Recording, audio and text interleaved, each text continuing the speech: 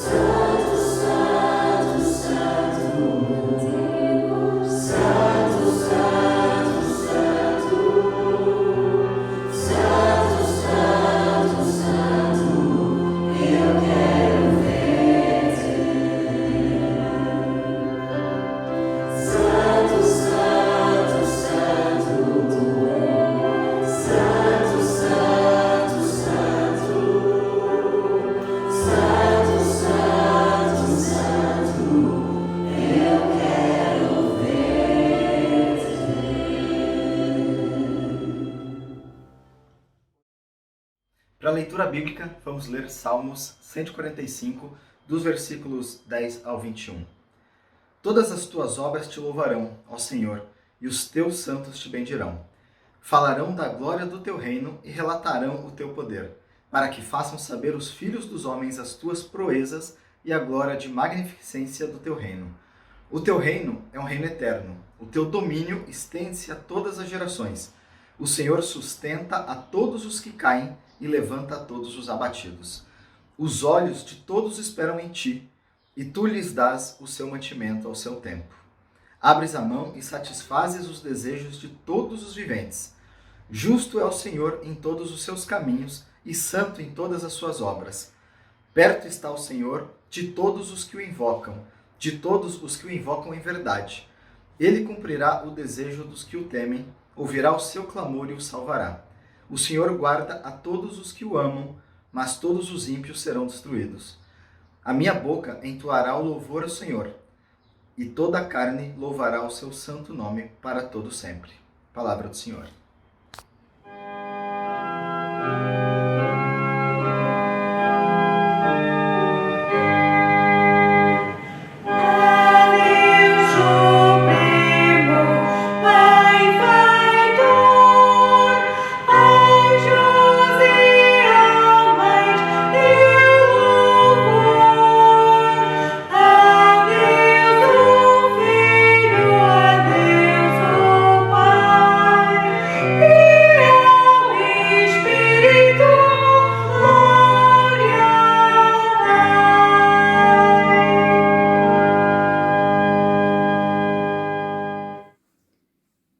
A multiplicação dos pães.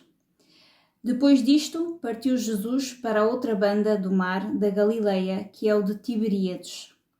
E grande multidão o seguia, porque via os sinais que operava sobre os enfermos. E Jesus subiu ao monte e assentou-se ali com os seus discípulos. E a Páscoa, a festa dos judeus, estava próxima. Então, Jesus, levantando os olhos e vendo que uma grande multidão vinha ter com ele, disse a Filipe: onde compraremos pão para estes comerem? Mas dizia isto para o experimentar, porque ele bem sabia o que havia de fazer.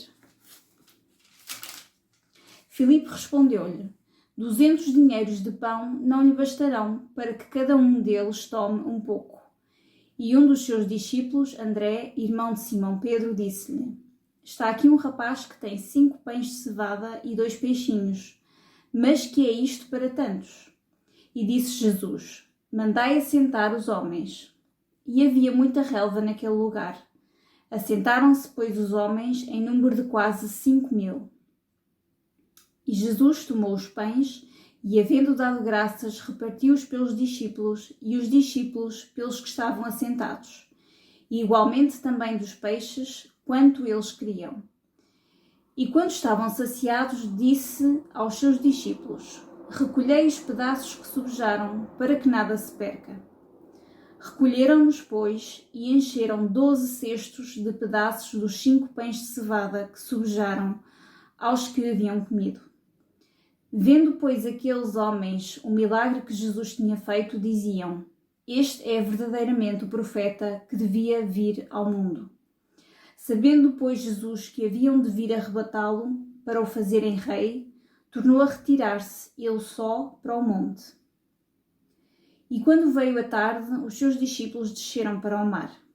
E entrando no barco, passaram o mar em direção a Capernaum. E era já escuro, e ainda Jesus não tinha chegado ao pé deles. E o mar se levantou, porque um grande vento assoprava.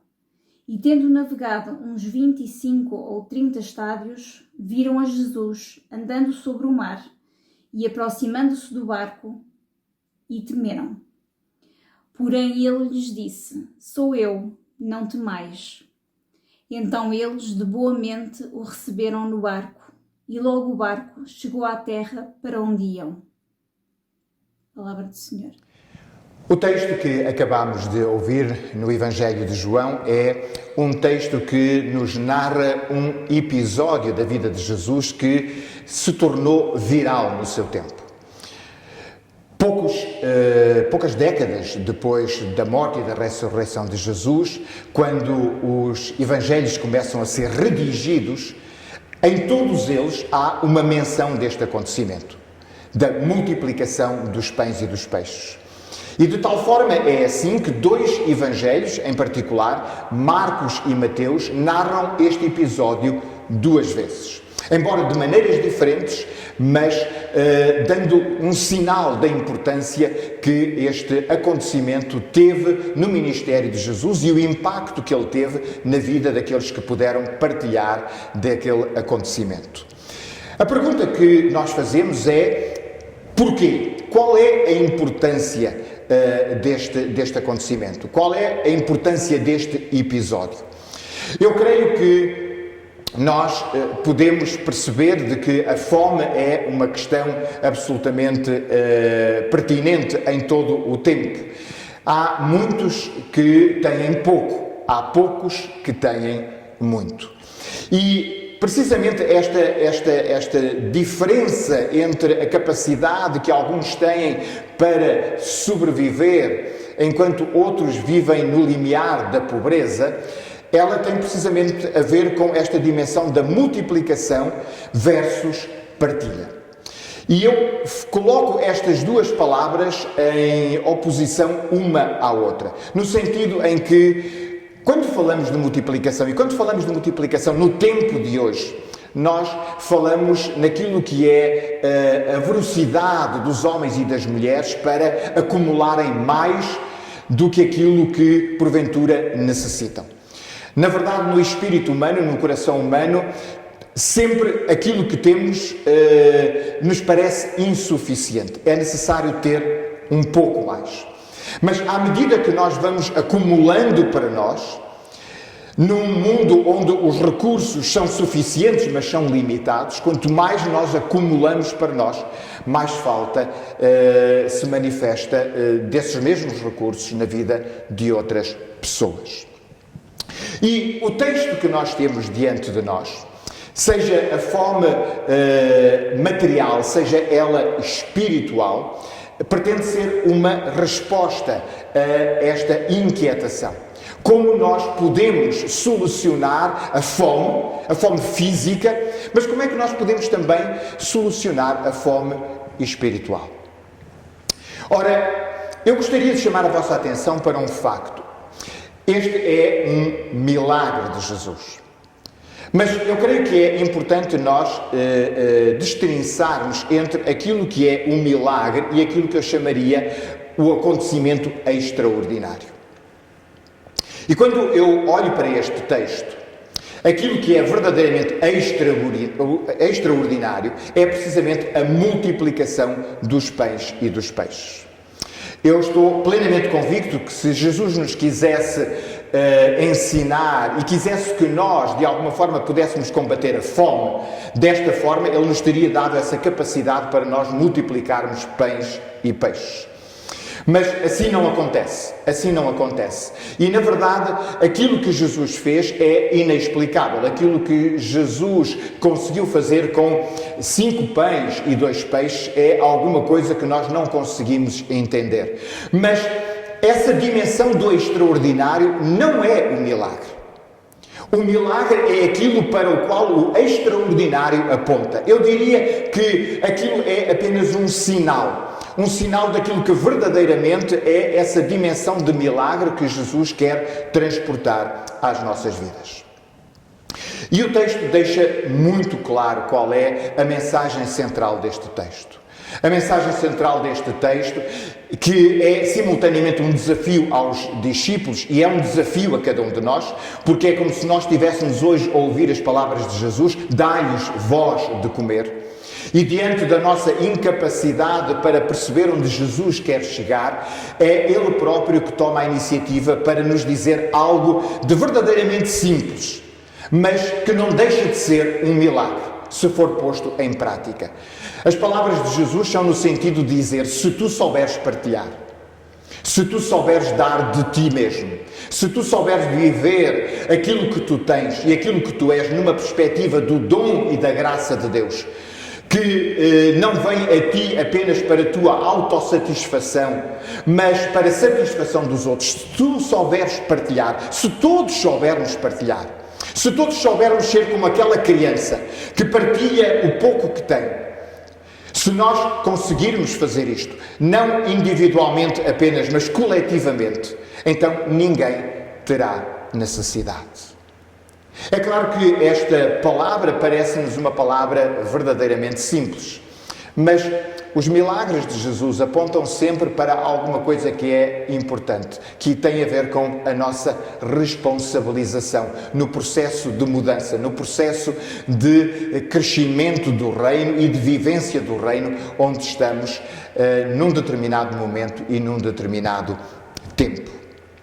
Por isso, a resposta de Jesus não é um apelo à indolência, não é um apelo a considerarmos que se existe um problema, Deus tem que o resolver.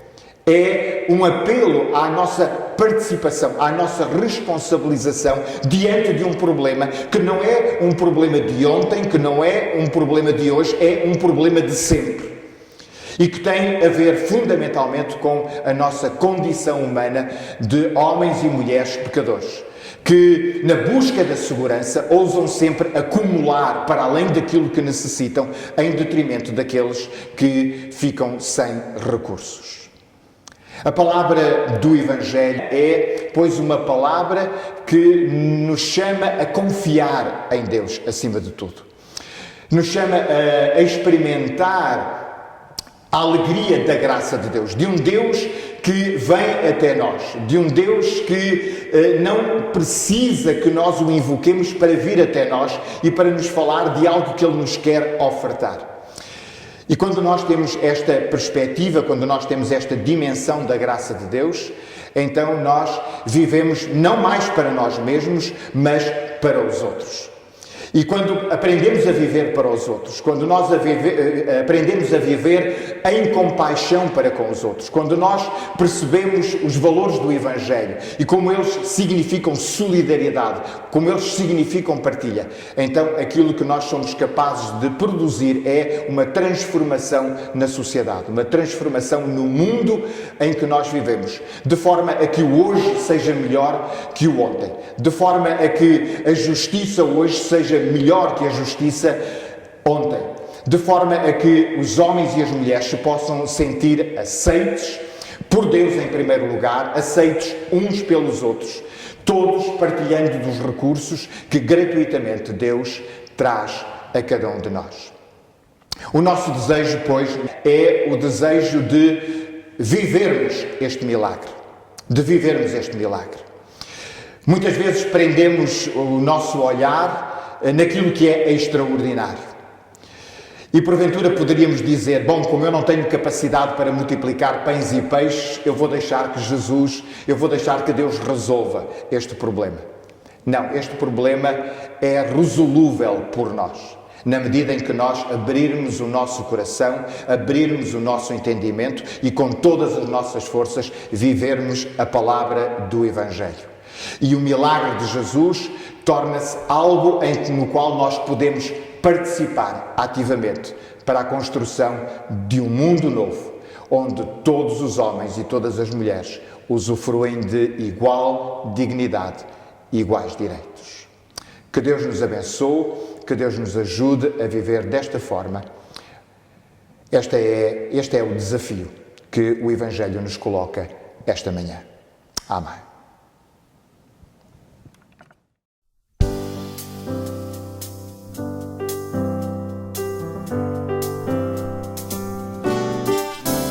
Eu, Senhor do mar e céus, o meu povo ouvi gritar, quem no escuro caminhar, eu guardarei. Eu que a noite iluminei, no escuro brilharei, quem será o portador da minha luz? Eis-me aqui, Senhor, serei eu, Senhor, eu escutei a voz que me chamou, direi eu, Senhor, se me guias, Senhor, em teu nome o mundo viverá. Eu, Senhor das tempestades, eu sofri com a vossa dor, pelo seu amor chorei, por quem se afastou. Eu tocarei seus corações, viverão só pelo amor. Quem será o portador da minha palavra?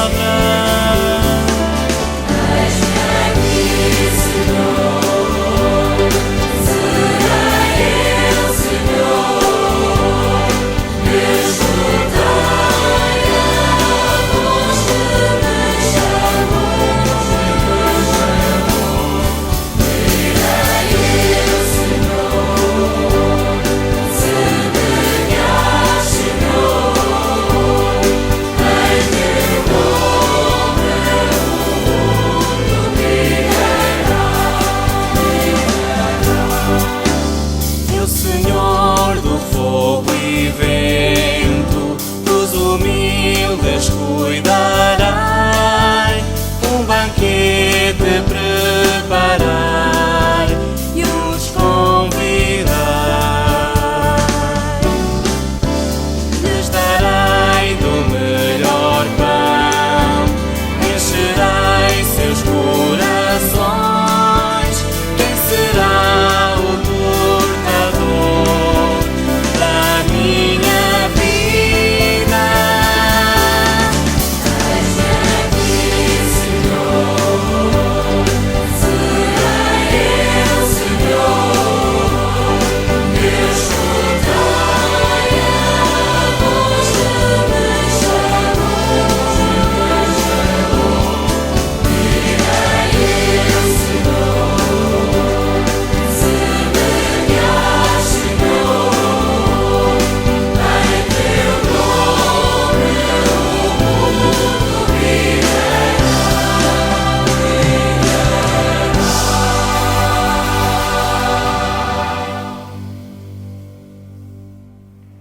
A nossa oferta é o testemunho da nossa gratidão diante de Deus.